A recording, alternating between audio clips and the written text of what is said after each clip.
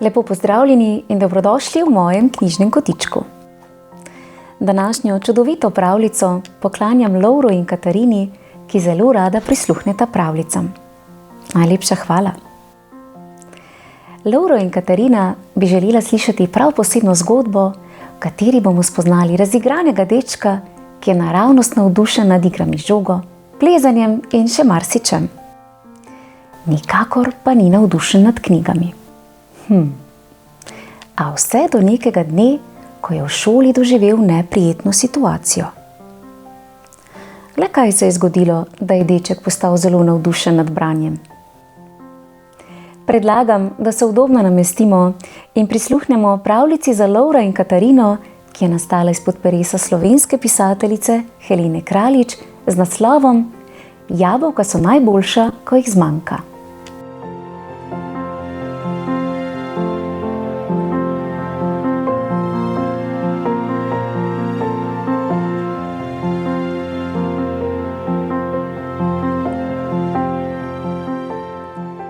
Aleš je bil razigran fant.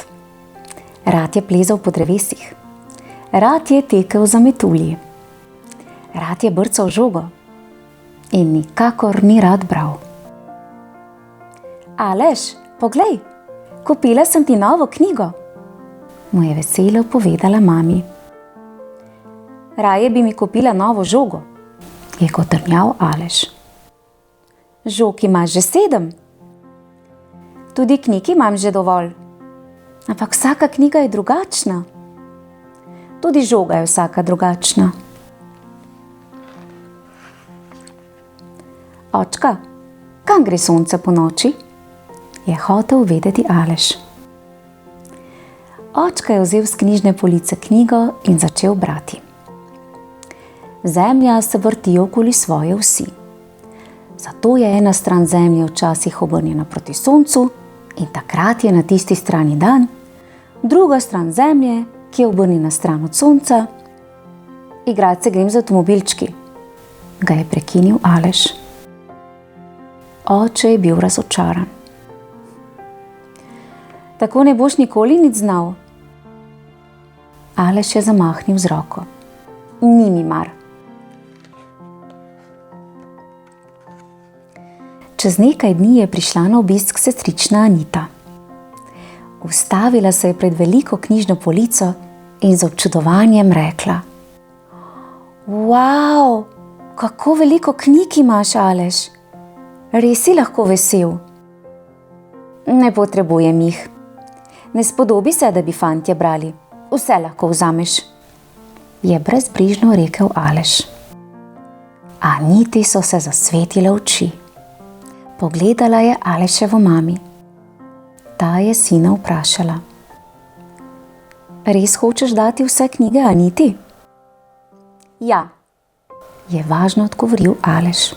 Ne bom jih bral, v njih so same neumnosti. Aleševa mami je vprašujoče pogledala moža. Ta je le skrimžil ustnice. Obupal sem. Prinesi škatle, kar naj Anita knjige odnese domov. Jih bo vsaj nekdo prebral. Aniti so od veselja zažarele oči, srce je zaigralo. 3 velike škatle je hitro odnesla na kolo in se odpeljala domov. Še vedno ni verjela, da je imela tako srečo. Doma se je usedla na preprogo in pregledovala svoje bogastvo. Knjiga o vesolju, knjiga o živalih, knjiga o zgodovini, roman o ukradenem medaljonu, knjiga o pravljičnih bitjih, roman o pobeglem čarovniku. Še preden je vse knjige zložila na svojo polico, se je ulegla na posteljo in začela brati. Aleš pa je plezal po drevesih, tekal za metulji in brcal žogo. Knjig ni pogrešal. Pravzaprav mu je bilo všeč, da jih ni več imel, saj mu zdaj nihče več ni težil z branjem. Alešu je bila všeč sošolka Žana. Veliko se je smukal okoli nje. In bil je prepričan, da je tudi on všeč njej. Dokler ga učiteljica slovenščine ni nekega dne poklicala k tabli, da nekaj prebere. Aleš je začel brati. Črke je tako nespretno vlekel, da prebranega ni nihče razumel. Učiteljica, bi lahko bral kdo drug? Nič ga ne razumem, je zaslišal prošnjo. Aleš je dvignil pogled in se srečal z Žaninimi očmi. Ni vedel, kaj naj razbere iz njenega pogleda. Posmeh? Zaničevanje? Morda celo oboje. Ta dan je bil najbolj grozen v njegovem življenju. Osramotil se je pred celim razredom, pred Žano. Takoj po pouku je stekel domov k knjižni polici. Bila je prazna. Mami, se je drl, kje so knjige? Mami je začudeno pogledala. In kaj bi počel z njimi? Bral bi, je kričal Aleš. Ker si z mami ni mogel nič pomagati, je stekel k očetu v pisarno. Svoje knjige hočem nazaj, je tulil. Oče je presenečeno dvignil pogled. In kaj bi počel z njimi? Bral bi, se je spet zadrl Aleš. A tako? Jabolka so najboljša, ko jih zmanjka, kaj ne? Je zamrmral oče in se zakopal nazaj v goro papirja. Aleš je živčno hodil po hiši. Kmalu se je odločil. K Aniti grem, ona ima moje knjige. A Anita knjig ni hotela vrniti.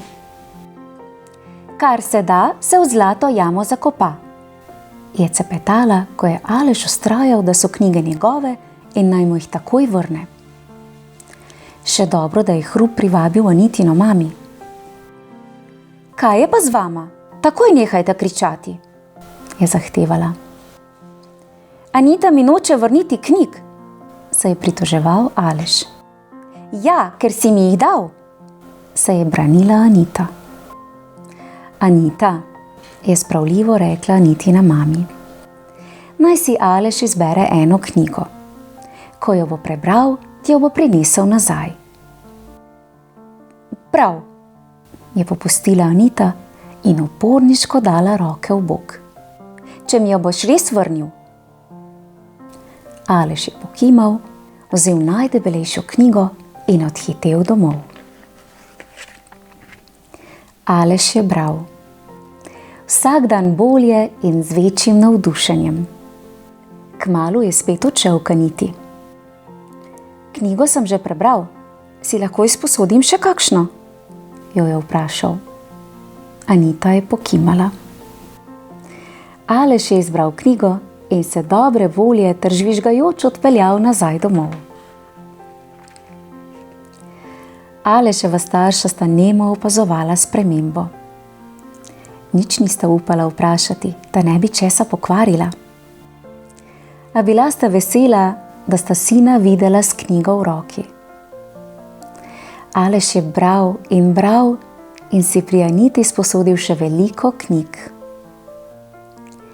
Kmalu je ugotovil, da je njihova knjižna polica spet polna. Ni ga zanimalo, kdo je poskrbel za to. Bil je vesel, da bo lahko spoznaval različne svetove, ki se skrivajo med pletnicami. Alešu je bila Žana še vedno všeč. Žana pa se je od tistega neljubega dogodka z branjem držala bolj stran od njega. dokler ga učiteljica slovenščine ni nekega dne spet poklicala k tabli, da nekaj prebere. Aleš je začel brati. Bral je lepo in povezano. Ko ga je učiteljica ustavila, da bi bral še kdo drug, je Aleš zaslišal prošnjo. Učiteljica, bi nam lahko Aleš prebral do konca? Aleš je dvignil pogled in se srečal z Žaninimi očmi. Zdaj je vedel, kaj lahko razbere z njenega pogleda. Ponos, naklonjenost, morda celo oboje. Aleš je ostal razigran fant. Rad je plezal po drevesih. Rad je tekel za metulji. Rad je brcal žogo. In vsekakor je rad bral.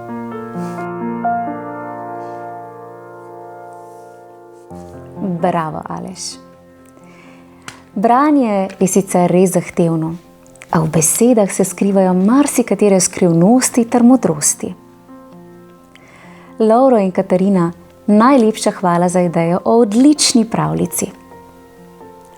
V mojem knjižnem kotičku pa lahko prisluhnete še eni precej podobni pravljici z naslovom Deklica, ki je sovražila knjige. Prijazno vabljeni k poslušanju. Pravličen pozdravček Lovru in Katarini, ter pa seveda vsem ostalim poslušalcem pravljic v mojem knjižnem kotičku. Čau, čau! Ja, bo kar držalo. Jabolka so najboljša, ko jih zmanjka. Bravo za pogum in odločnost.